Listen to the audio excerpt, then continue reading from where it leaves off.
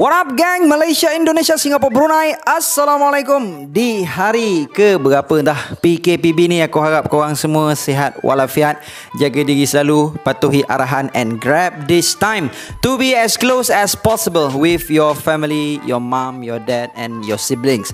Dan sama-samalah kita berdoa supaya wabak ni segera lenyap sepenuhnya dari muka alam ini. Amin. Okey gang, hari ni aku nak borak pasal seorang insan yang telah melalui so much hardship pada usia kanak-kanak dia. Orang yang dimaksudkan obviously adalah Trafalgar D. Waterlaw. Dan sebagaimana yang korang boleh nampak sekarang ni, aku tengah memakai baju daripada Anime Apparel.my.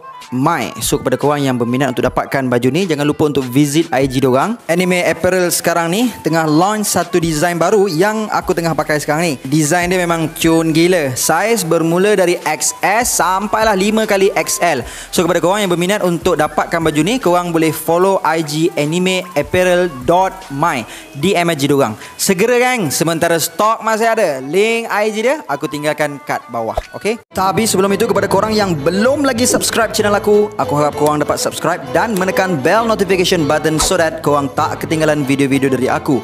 Follow IG Kimi Scoverto so that korang dapat update terkini dari aku. Join grup Telegram Scoverto Fleets untuk berpeluang memenangi hadiah giveaway setiap bulan. 5 pemenang akan dipilih every month. Ayo kita jadikan channel ini setanding dengan channel-channel teori yang ada di seluruh dunia. Say with me guys, Ikuzo Yarudamo. Setiap kali Keropok Moni, hidang petang pagi, Keropok Moni, rasa yang menawan. Keropok Moni. Trafalgar D. Waterlaw dilahirkan di perairan North Blue di Flavens yang dikenali sebagai White City disebabkan kota tersebut giat dijalankan aktiviti perlombongan amber lead atau bijih putih yang juga merupakan sektor utama ekonomi di kota itu. Bijih putih digali untuk menghasilkan barang-barang makeup, tembikar, cat dinding dan senjata. Law tinggal kat sana bersama-sama dengan mak ayah dia yang mana seorang doktor dan juga adik perempuan dia yang bernama Rami ataupun Lami dalam sebutan Jepun. Sebagai seorang doktor, bapa Law cuba memperturunkan ilmu kedoktorannya kepada Law. Walaupun pada masa tu Law masih kanak-kanak dan Law dilihat sangat berminat dalam mempelajari bidang medical dengan bapa dia.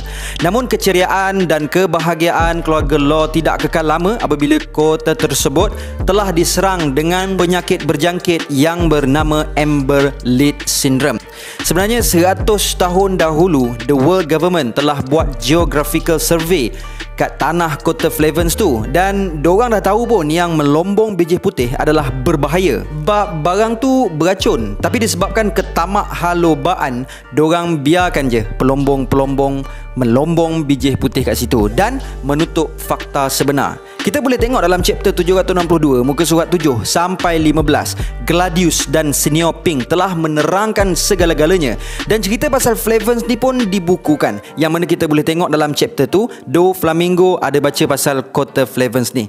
Dan sebenarnya Amber Lead Syndrome ni pun tak berjangkit pun sebenarnya. Penyakit tu macam kencing manis tapi advance sikit. Pasal penyakit tu diwariskan kepada generasi orang yang terkena penyakit tersebut. Gladius bagi tahu yang bila seseorang kanak-kanak terkena penyakit tersebut, umur dia boleh sampai 70 tahun sahaja dan anak dia sampai 50 tahun, cucu dia sampai 30 tahun, cicit dia sebelum 10 tahun dan orang tu tak akan ada keturunan dah sampai kiamat. So disebabkan perlombongan biji putih tu dah lama, so apabila penyakit Amber Lead ni mula bertindak balas dan meragut nyawa, nampak seolah-olah penyakit tersebut berjangkit. Padahal penyakit tu diwarisi sejak keturunan orang-orang dahulu yang melombong Amber Lead tersebut. Simptom-simptom penyakit tersebut adalah tubuh pesakit dan rambut mereka akan bertukar menjadi keputihan dan merasa sakit di seluruh tubuh badan dan akan mati seterusnya. Apabila bandar-bandar atau kota berjiranan tahu yang penduduk kota Flavens mati disebabkan penyakit yang sama, penduduk jiran kota tersebut menganggap yang penyakit Amber Lead tersebut berjangkit.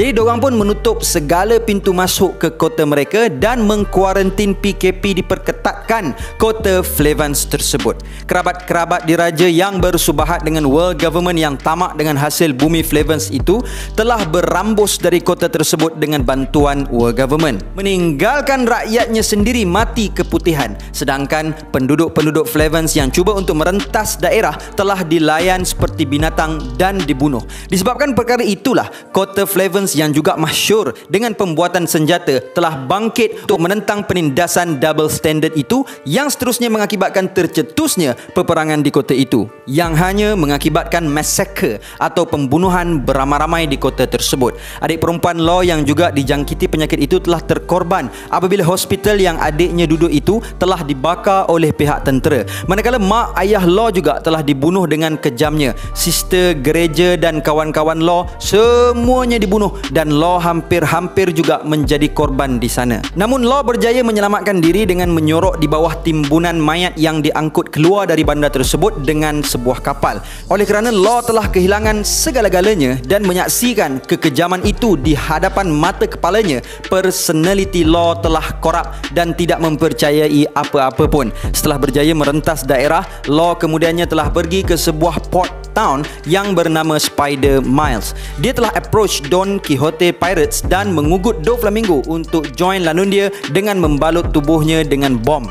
Kerana dengan masa yang dia ada, Law nak hancurkan sebanyak mana yang dia mampu. Semasa bercakap dengan Trebol dan Diamante, Law menerangkan yang dia cuma ada baki masa 3 tahun 2 bulan lagi untuk hidup. Pasal bapak dia kan doktor, so dia ada tengok data medical pasal diri dia. Masa diorang borak-borak tu, Corazon sampai dan Law tengoklah kebodohan dan sifat clumsy Corazon tersebut. Selalu terpeleot, selalu terkena prank Baby Five dengan Buffalo, dan masa Diamante nak kenalkan Law dengan Corazon, tak habis cakap lagi yang Corazon tak suka budak-budak. Law dah kena humban dah keluar dari tingkap, dan jelaslah kepada Law yang sebelum ni walaupun ramai budak-budak nak join lanun Doflamingo, tapi semuanya lari lepas 2 hari adalah disebabkan kalau suka budak-budak kita panggil pedofilia kan. Kalau tak suka budak-budak pelik juga kan. Dan setelah dihumban, Law telah menyimpan dendam terhadap Corazon dan bersumpah untuk membunuh dia. Corazon ni pun satu digi campak budak tu gitu je.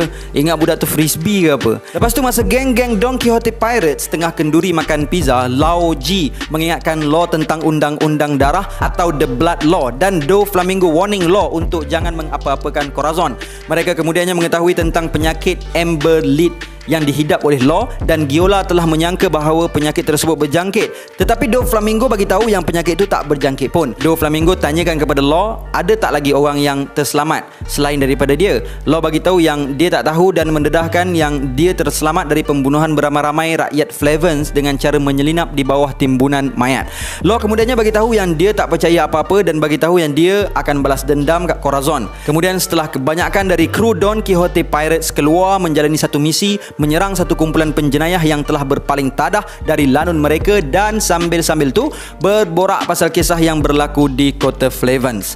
Dan pada masa itulah kat Spider Miles, Law telah melihat Corazon yang berseorangan dan telah menikam Corazon dari belakang, dan tragedi berdarah itu disaksikan sendiri oleh Buffalo Dasuya. So clearly Law telah break the blood law. Disebabkan perkara tersebut, Law cuba untuk melarikan diri, namun telah ditangkap oleh Giola dan Marshvis yang kemudiannya membawa Law kepada Doffy. Lepas tu Law agak terkejut melihat Corazon yang masih belum mati dan risau Corazon akan report kepada Doffy. Tapi apa yang mengejutkan adalah Doffy telah mengumumkan secara rasminya Law ke dalam Don Quixote Pirates dan Corazon tak report pun kat Doffy. Lepas tu Law ingatkan balik yang dia hanya ada 3 tahun untuk hidup, tapi Doffy bagi tahu Law yang family dia terlibat dengan bisnes underworld, dan bagi tahu Law yang dia ada peluang untuk sembuh dari penyakit itu dengan menggunakan buah devil, dan bagi tahu Law kalau dia berjaya temui buah devil tersebut, dia sendiri akan train Law selama 10 tahun untuk jadi his right hand man. Kemudian Doffy perasan luka pada badan Corazon, tapi Corazon tipu Doffy dengan bagi tahu yang luka tersebut dia perolehi daripada musuh dia, membuatkan Law terkejut pasal Corazon kan dia tak suka budak-budak. Awal-awal berkenalan dengan Corazon pun Law dah kena frisbee dah dengan Corazon, so dia agak pelik lah, apa pasal Corazon tak bunuh dia, siap cover Law lagi kan. Lepas tu Doffy bagi tahu yang markas dorang akan berpindah ke Reverse Mountain untuk memperlebarkan lagi operasinya.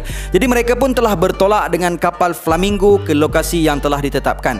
Banyak benda yang ditempuhi mereka sepanjang perjalanan dan sepanjang tempoh masa tersebut. Tapi Corazon tetap tak berubah dengan sifat clumsy-nya yang dilihat selalu tertonggeng. Dari kerja rompakan macam standard lanun biasa, ambil upah mercenaries, bounty hunting dan law juga, turut belajar akademik dengan Doflamingo dan aktiviti co-curriculum dengan kru Dofi, belajar menembak dengan Gladius, belajar martial art dengan Lauji, belajar pedang dengan Diamante, sehinggalah 2 tahun berlalu dan kita disaksikan scene di mana Law telah ditanya oleh Buffalo dan Baby Five nama penuh Law, dan Buffalo telah ugut untuk report kat Dofi yang Law dulu telah pecahkan Blood Law dengan menikam Corazon kalau dia tak bagi tahu nama penuh dia.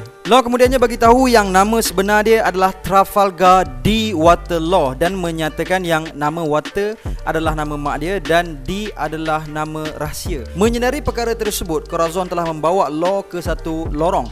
Alangkah terkejutnya Law apabila dia mengetahui yang Corazon sebenarnya tak bisu dan boleh bercakap. Corazon mendedahkan rahsia D dan bagi tahu Law untuk jauhkan diri dari Dofi kerana dia memiliki sejarah silam yang dahsyat, membuatkan personality dia korup dan mempunyai niat yang sangat-sangat jahat. Walaupun Corazon telah menjelaskan segala-galanya, Law tetap melarikan diri dan bagi tahu Corazon yang dia akan report kat Dofi.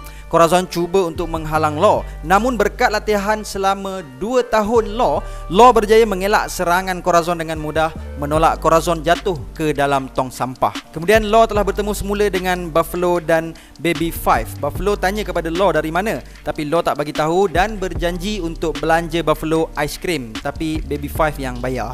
Korang tahulah kan perangai pelik Baby Five macam mana. Pantang ada orang minta tolong, mesti dia cair. Corazon yang telah pulang semula ke kapal merasa takut kalau identitinya dibocorkan oleh Law dan sangat-sangat terkejut di saat dia nak naik kapal. Dofi panggil dia, tapi Dofi dilihat masih belum mengetahui hal sebenar. Rupa-rupanya Law menyembunyikan rahsia Corazon kerana terhutang budi dengan Corazon 2 tahun dulu sebab tak bagi tahu pasal Law pernah tikam dia dulu. Lepas tu Corazon telah membawa Law untuk mencari penawar untuk penyakit dia dan Corazon telah meninggalkan surat kepada Dofi. Kalau aku jadi Dofi pun aku pun macam pelik jugalah. Yelah, Corazon kan tak suka budak-budak. Kenapa yang dia semangat sangat nak cari penawar semua untuk selamatkan Law apa semua kan? Mesti ada something. Masa ke atas sampan, Law jerit kat Corazon untuk lepaskan dia dan kemudian Corazon telah menghubungi Sengoku yang merupakan Fleet Admiral pada masa tu. Corazon inform Sengoku yang dia nak tangguhkan sekejap misi pengintipan dia dalam kru Dofi sebab ada urusan peribadi. Dah lepas Sengoku tanya pasal budak-budak yang dalam kru Dofi, Corazon bagi tahu yang 3 daripada mereka masih lagi belum meninggalkan kru, iaitu Buffalo, Baby Five dan Dellinger. So kat sini kita tahu yang sifat Corazon yang bencikan kanak-kanak tu sebenarnya adalah supaya budak-budak takut untuk join kru Dofi. Dah lepas Corazon cakap dengan Sengoku, Law tanyalah Corazon marine ke? Tapi Corazon menafikannya. Kemudian kedua-dua mereka telah sampai ke satu hospital untuk merawat penyakit Law. Tapi doktor kat hospital tersebut refuse untuk merawat penyakit Amber Lead tersebut sebab kononnya berjangkit dan diorang masih trauma dengan nama kota Flavens. Lepas menyerang dan mengakibatkan kebakaran pada bahagian aras atas di hospital tersebut, Law dan Corazon pun pergi dari situ dan Corazon bagi tahu yang dia akan carikan doktor yang lebih baik. Setelah pergi ke 8 hospital, masih Law dan Corazon menemui jalan buntu untuk menjumpai penawar dan rawatan untuk penyakit tersebut sehinggalah 6 bulan telah berlalu. Corazon menjadi begitu sedih sebab tak dapat merawat Law sampai sekarang dan dia dah tak kisah dah pasal D pada nama Law. Dan sambil menyelimuti Law yang telah tidur pada malam tu, Corazon berkata, masa awak tikam belakang saya sikit pun tak rasa sakit sebab yang benar-benar sakit adalah awak. Law yang pada ketika itu telah tersedar mendengar kata-kata Corazon dan telah menangis terharu. Keesokan harinya, Law telah memanggil Corazon dengan panggilan Corazon, membuatkan Corazon terharu. Dan tiba-tiba Corazon mendapat panggilan dari Dofi. Corazon telah menjawab panggilan tersebut. Dofi bertanyakan keadaan Law dan Corazon dan Dofi mengarahkan Corazon membawa balik Law semula ke kapal sebab diorang dah dapat berita tentang OP Nomi. Angkatan Laut telah meletakkan harga yang tinggi untuk buah devil tersebut dan ada pula kumpulan lanun bodoh yang nak jual. Pasal Dofi yakin yang pihak kerajaan menjadi dalang dalam trading tu nanti.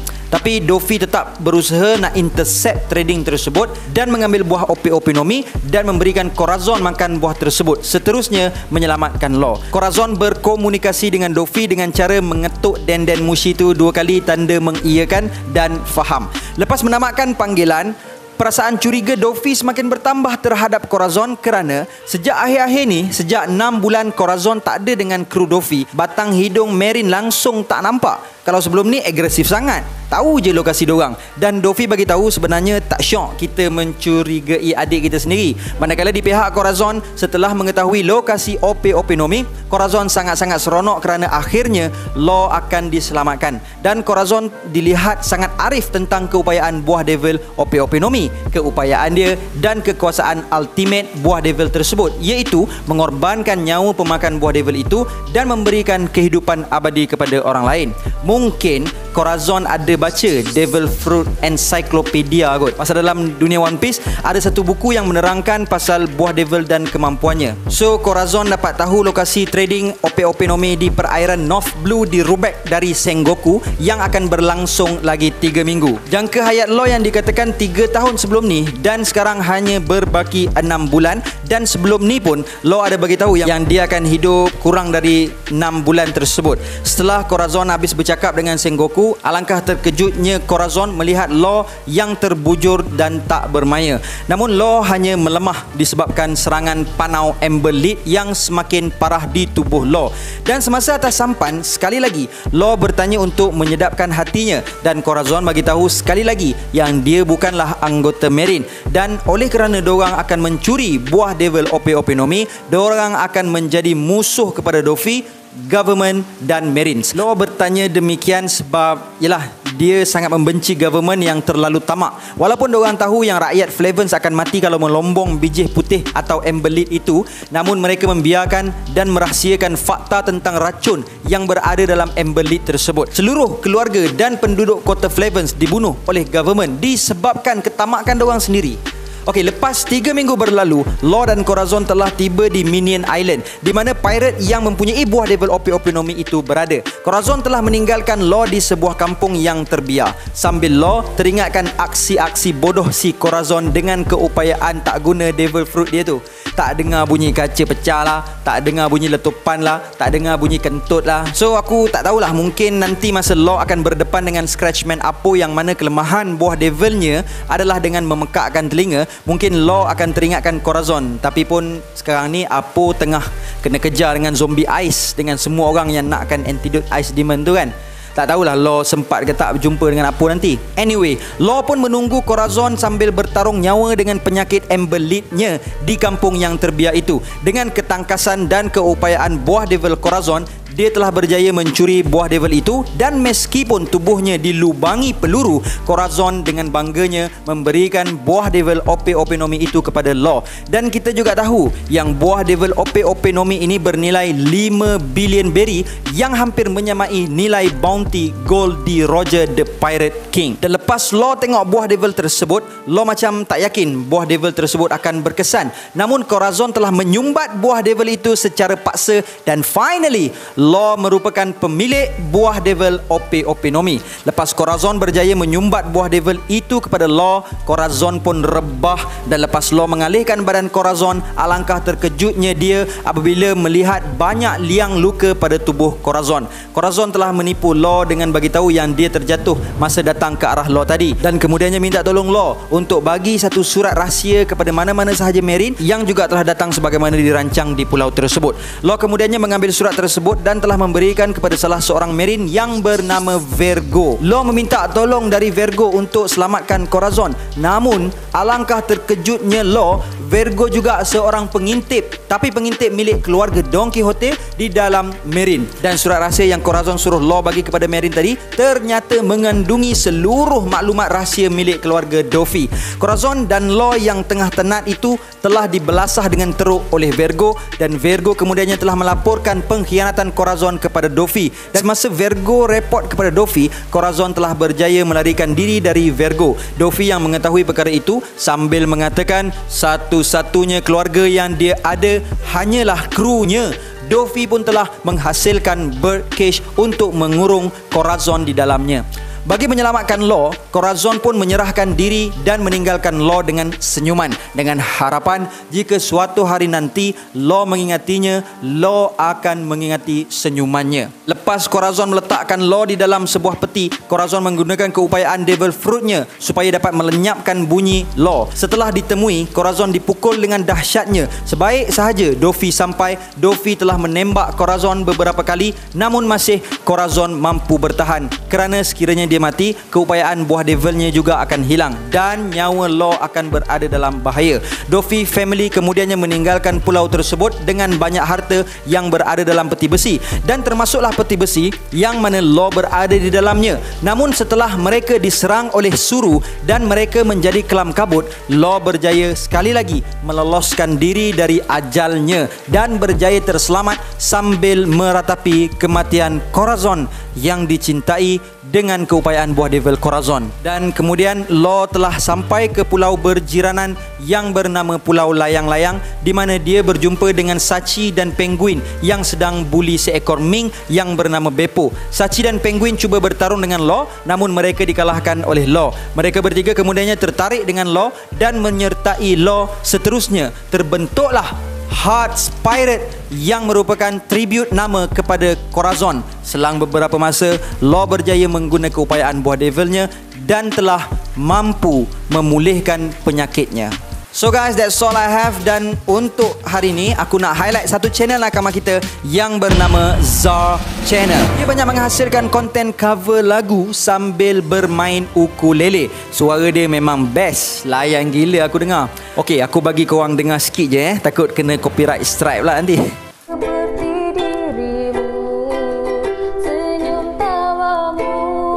Kalau korang nak dengar full, korang boleh subscribe Zar Channel, okay?